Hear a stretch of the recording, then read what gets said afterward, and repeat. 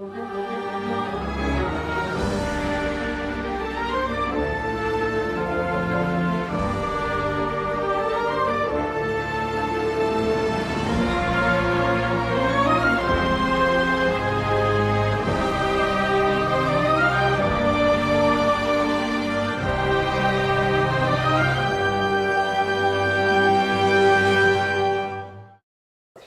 we're going to present you the early cathedral. This cathedral is interesting for some different reasons. At first, it's beautiful and innovating architecture. From a church in 672 to a cathedral which changes occurred and why. And finally, the life around the cathedral. Its religious and economic impacts in Cambridgeshire. Today, the early cathedral became an important touristic place with around 250,000 visitors per year. How does this all started?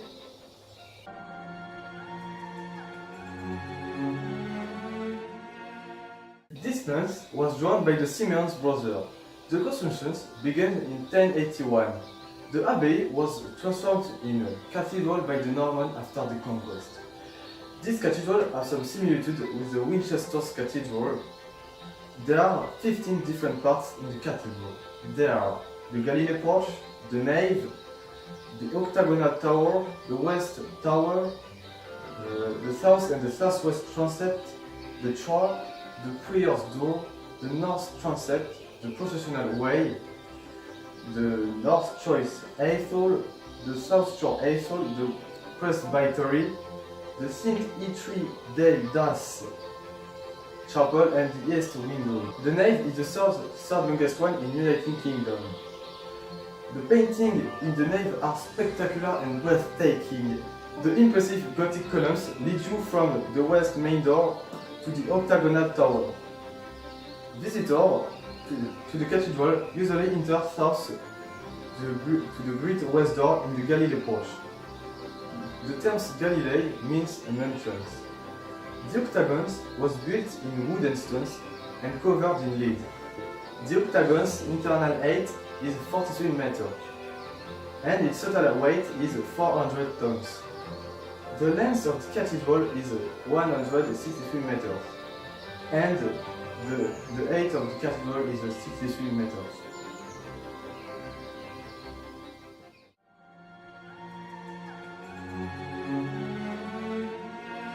Everything began around 630 with the birth of Saint Valérian, or differently called Audrey. She was the princess of East Anglia, a region in the eastern part of England. Next, in 655, her first husband, Thornbert, the elder man of the South Girois, died. She married him in 652, but still remaining a virgin. The isle was surrounded by swamp at this time. Next, in 660, she married to the young king of Northumbria, Egfrid, for political reasons. She left him in 672 because he didn't respect anymore her will to remain a virgin. So, in 673, Valérian returned to Ely and found a monastic building after she restored an old church. Consequently, she became the abbess of Ely. It's why we often see her on different stained glass windows inside the cathedral. Unfortunately, in 680, she's gone because of a tumor on her neck.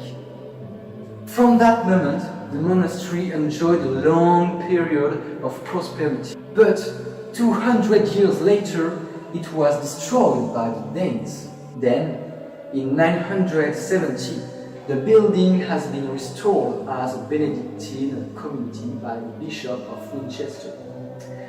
The abbey became the second richest of the country, just behind Glastonbury.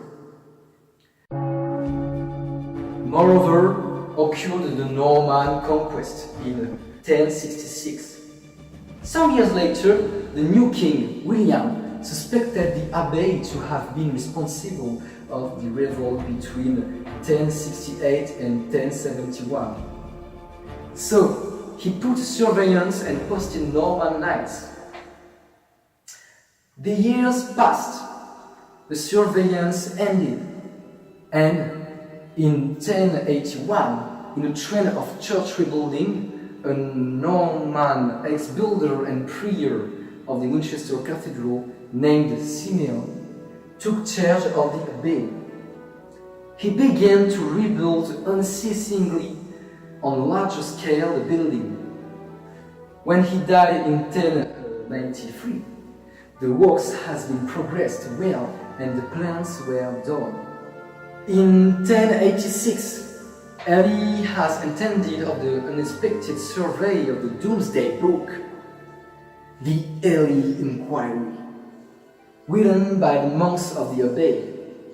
This inquest is particular. In fact, it might have been the product of a religious landlord. Apparently, he can have used the Doomsday Inquiry to get a record of his own goods. During that time, the construction of Elie Cathedral carried on during ages and ages, despite a break of 7 years due to the greed of Valérian II. And in 1109, the abbey is so wonderful that it was upgraded as a cathedral and became the head office of a bishopric. Finally, the whole works, the construction achieved in 1080.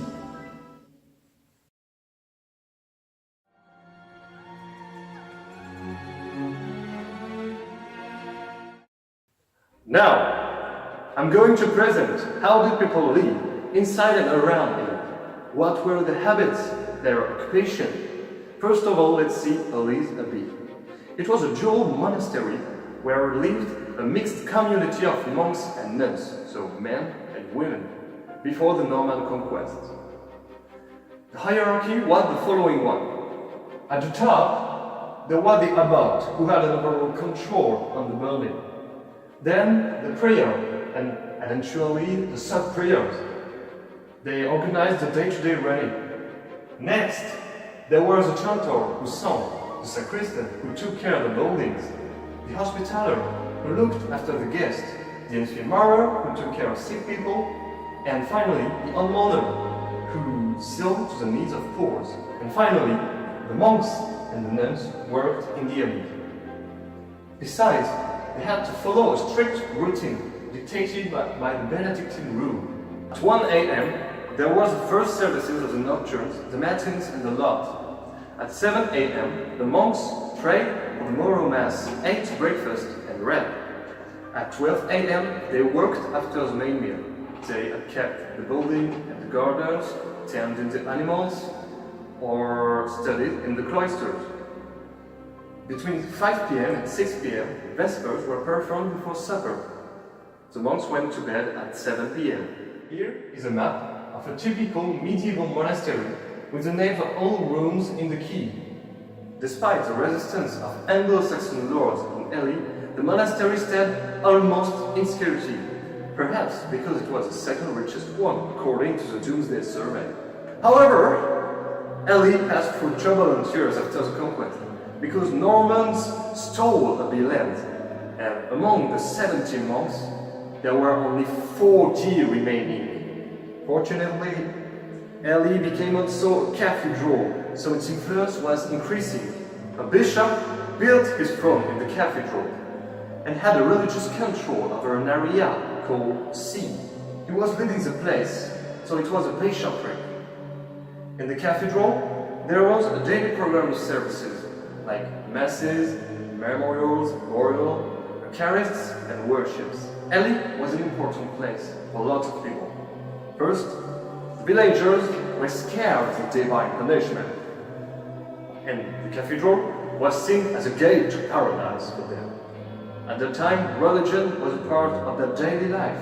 Then, the royalty and the nobility donated money in exchange of blessings and forgiveness. Finally, there were many pilgrims who visited Elie thanks to its relic and its shrines. The monks welcomed them and they donated money and gifts. Elie was even one of the 3 most important pilgrimage centers in medieval England. About its economy, Ely was pretty isolated of people because of its settlement on a small island, but there were a very small village, and a castle near the cathedral. The monastery used a water supply and surrounding farmland to generate income for running it. Fishing was important for food, just as agriculture and wild fowling, which was a major local activity.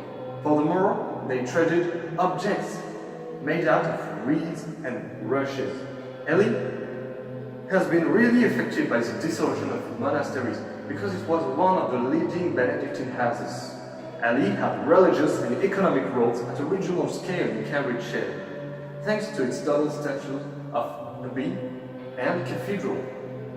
The bishop was leading the place in the services, while the monks upkept the building by generating income.